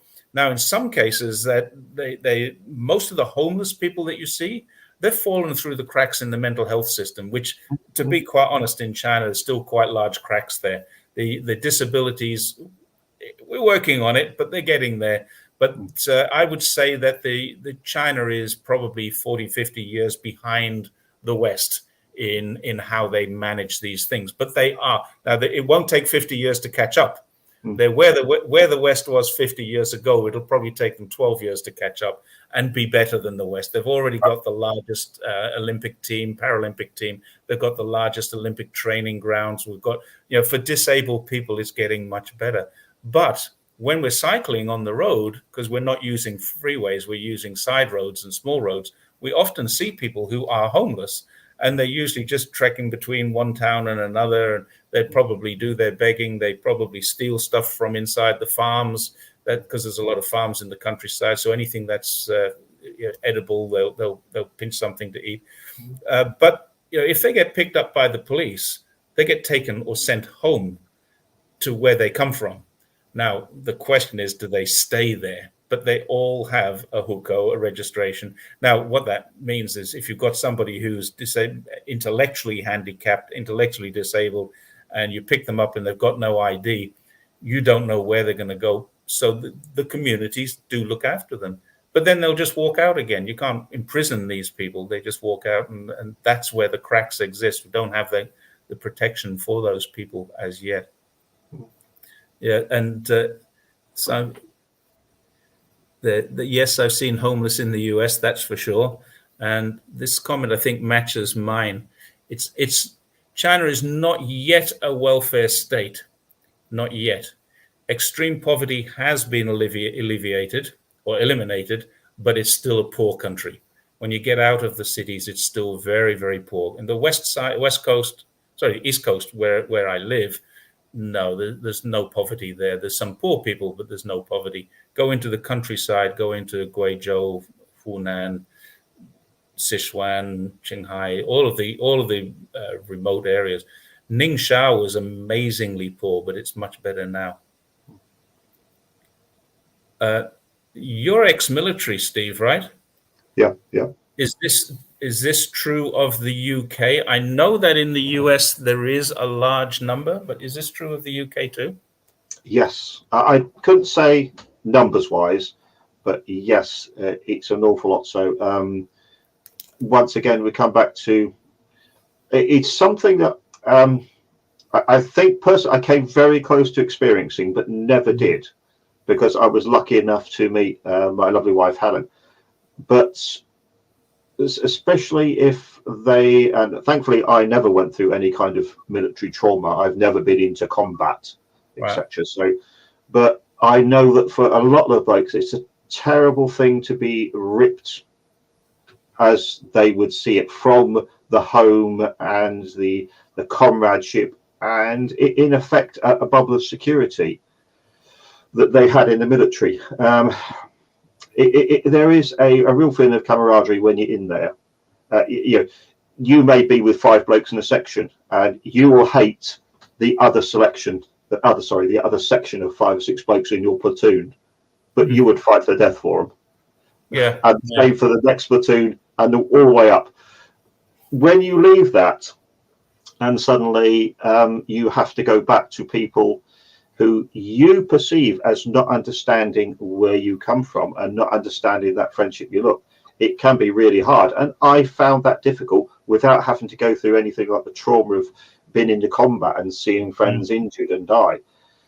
And yes, there are an awful lot of ex-military who end up on the streets. And because of, say it very carefully, because of the addictive nature, in my viewpoint, of a military life, which is things being done on time, things being done to a schedule, things being done in a way you're told and you know when things are going to happen. To have that suddenly disappear can be incredibly difficult. And that then leads to, once you start on that mental path of decline, that can be really hard to arrest if you don't get somebody who sees it, because very few military people end up asking for help. This is the interesting thing. In China, there is support. Once you leave the military, you don't you are pretty much guaranteed a job when you leave the military. When you sign, not everyone gets into the military. It's a prestigious job. They don't take anyone with a criminal record. They won't take you if you have a tattoo, for example, into the Chinese military. Stuff like this is very, very strict entry requirements. And once you're in, you have very strict disciplinary rules. You're there to help the people. And that's what they do. Now, the Chinese military gets used all the time in China when there's a disaster, when there's anything going wrong. And the Chinese military are there. And they are considered to be, they are the saviors of China, effectively. The People's Liberation Army belong to the people. And there's that. And when you've been in the military, you come out, you're pretty much guaranteed a job. A lot of the people in Xinjiang are ex-military, and they talk about this Han migration into Xinjiang. They're taking huge tracts of land which were not being used before by anybody and turning them into cotton farms and watermelon farms and things like that. And they're doing all of this with a group called the Construction Corps.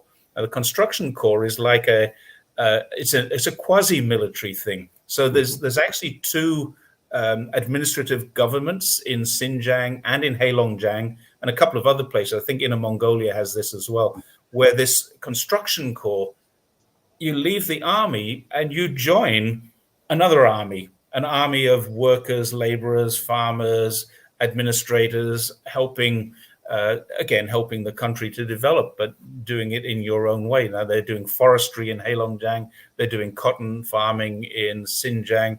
I don't know what they're doing in other places. I haven't really looked into it, but it's great. My father-in-law served in the army, and from the time he left the army until Open and Reform, he was working for the place where the army told him to work. The army gave him his job, effectively. When he came out of the army, he went into a state-owned enterprise. But there's a win-win there, because not only is it giving them purpose, but it's also something that's really helped, I would think, with China's regreening, helping fight that climate change, because they're out there, as you say, this Construction Corps is out there planting the trees. I was very lucky when I left the army. I was blessed in that was still happening. I was set up with a job working with British Telecom straight out of the army. Right. Fantastic. That was brilliant. I don't think that happens to the scale that we had before. And a lot of it comes down to the fact, I've got to be careful what I say here.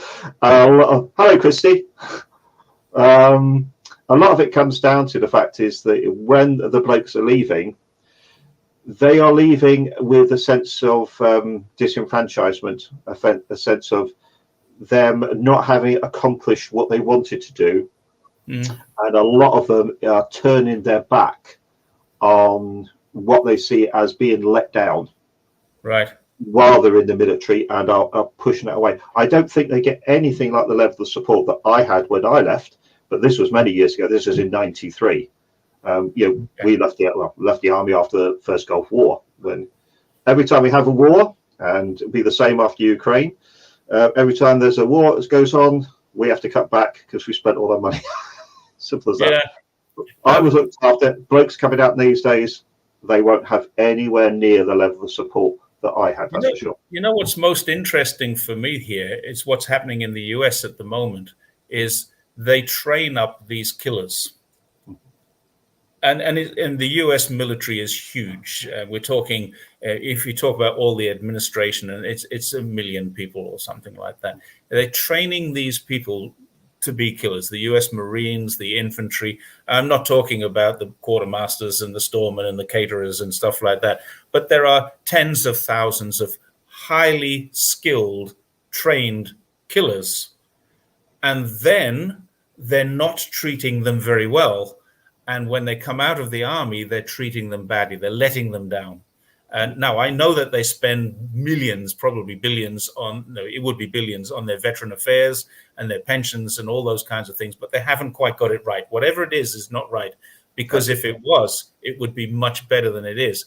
Now they have every year tens of thousands of highly trained, multi-skilled killers enter the society with a chip on their shoulder and a grudge. And that's something that America probably needs to address and resolve. Unfortunately, the vast majority of the cops they have winds them up into a fever pitch when it comes to this kind of thing.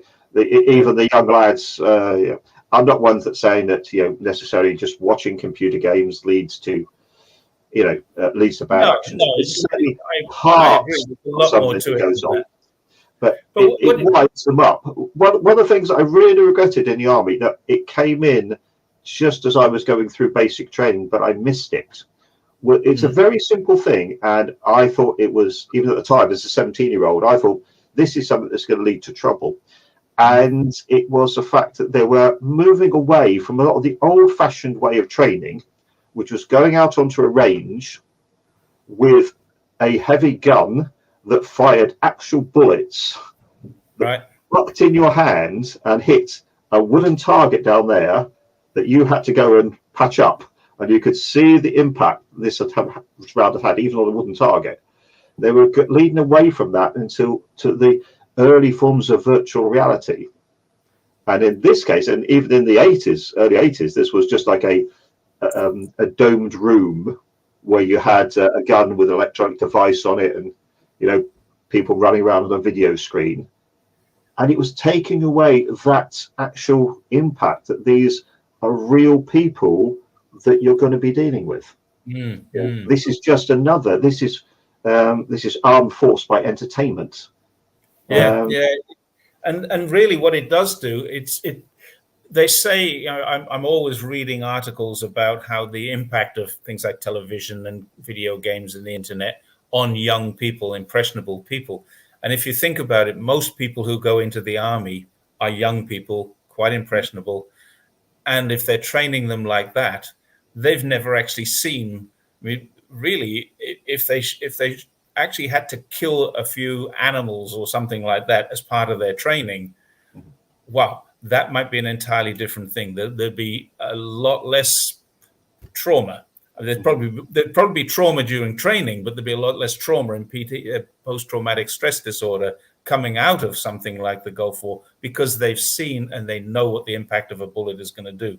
It's not just about a video game. They need more than that, I think. No, I was only in the Gulf for about 5 days because I was on an ammunition ship, and so we were coming down from Germany. It was just me and the sergeant only on it because we only two had passports that were left. Everybody else had virtually gone.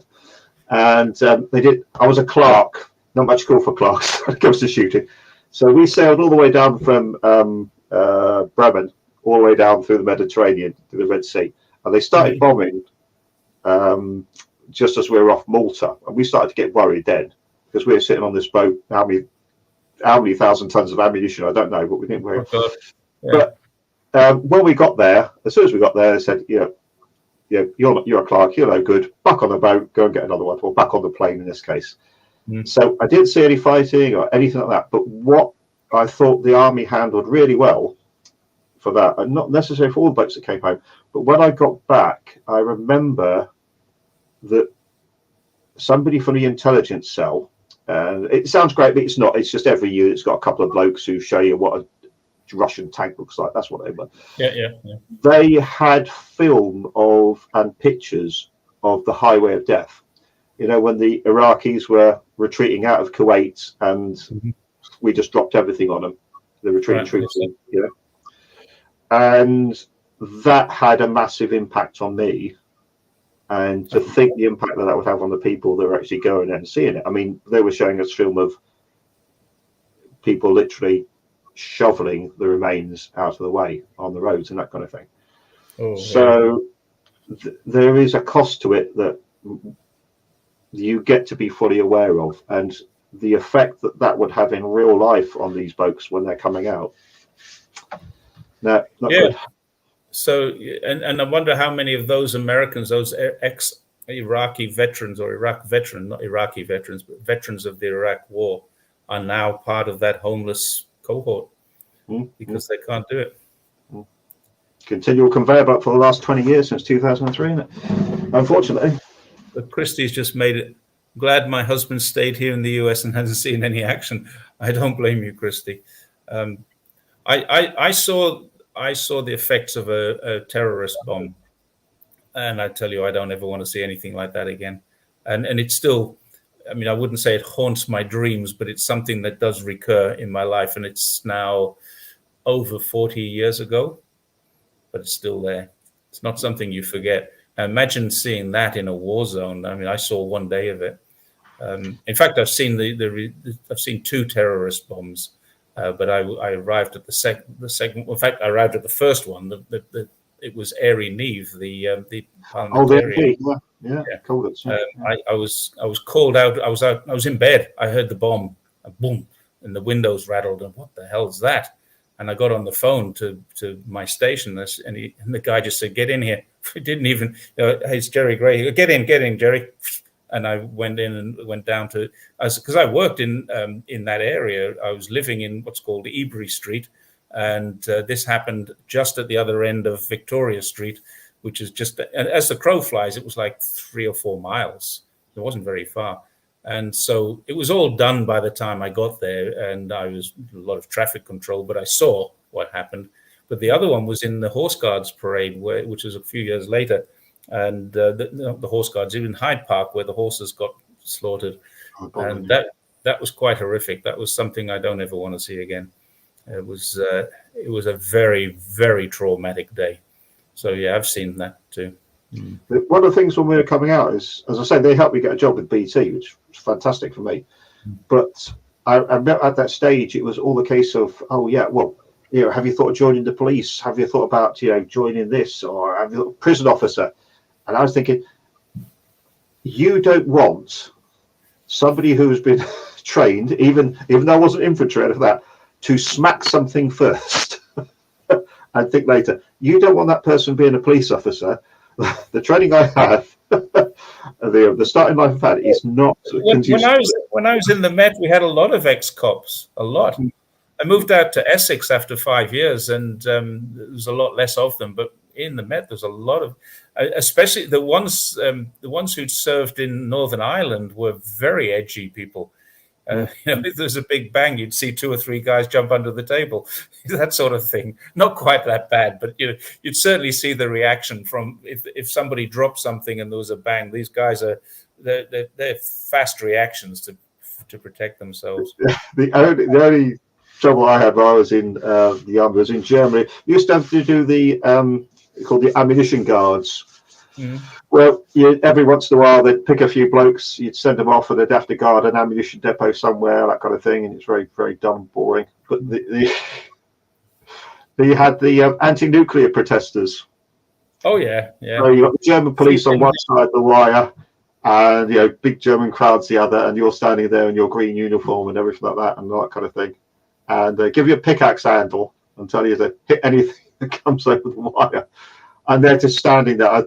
I suppose you've seen the same with the bags filled with the dog poo and stuff like that, and thrown against the fence, standing there with them getting splattered.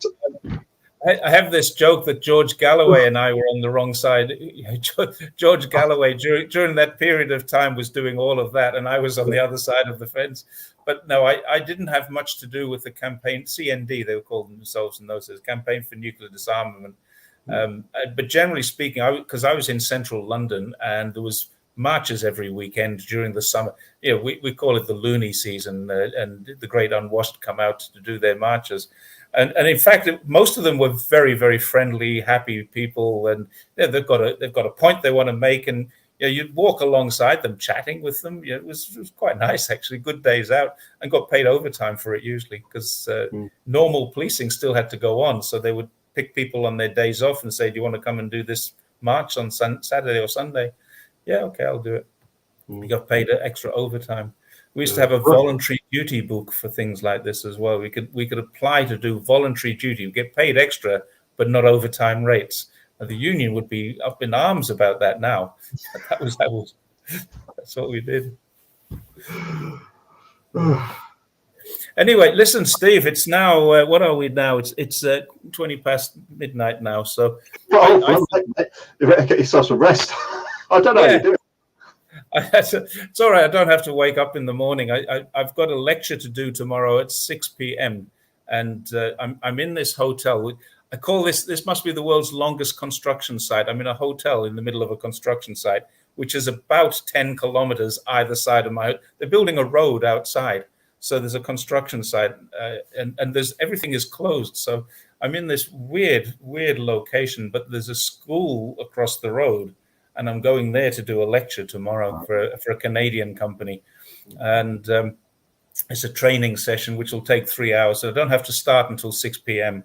And I just got a message this evening saying, hey, some of the students have to leave at 8:30 p.m. So can you finish early? Yeah, I can do that. That's no problem at all. Yeah.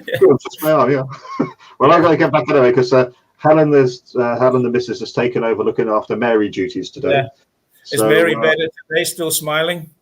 Oh yeah, she's having a quiet day. She's having one of her sleeping days today. So okay, that's cool. Every once in a while, tires herself out and just has to sleep all day. So yeah. But does that mean she's awake all night? Sometimes, but it was a good night last night. She's just coming off the back of a couple of very good days where she's been. The dementia sort of retreated a little bit, and she's talkative and remembers things, etc., that kind of stuff. But yeah, every once in a while, she just had a little bit of a bad day. But the thing is, she's so lovely. She's always nice. She's smiling, and she tries to never let it get to her. So, you know. And hello to your lad as well, Christy. Yeah, let's say hi to Christy's son. Hi, Christy's boy. So yeah, get back to a little bit of a chat, and then that'll be it for tonight, I think. Yeah, good on you. Okay, because it's what 4:30 now. 5 o'clock. Yeah, just at 5. So yeah, almost dinner time. Yeah. All right. Well, thanks for inviting me on. Much appreciated. I very much enjoyed it. No, I always appreciate chatting with you. I think we put the world to rights here, and we've had up to 90 now. We didn't quite hit 3 figures. I think we got 98 or 97 at the highest number, and there's 84 people still there to say thank you and good night to. And I do apologize once again for my lighting. This is what you get in the wonderful city of Wuhan in Hubei province. In case anybody who doesn't know where Wuhan is. It's in Hubei province in the middle of China. I'm sure it's the most famous city in China now. Perhaps most notorious, I don't know. Yeah. But all right, end of broadcast. Thank you very much, ladies and gentlemen, for watching and tuning in. And Steve, thank you once again for a very entertaining, we've nearly 2 hours now. Great, well, that can't go. Okay, thanks everybody. See ya. Bye. It just takes a moment. Oh, we're off.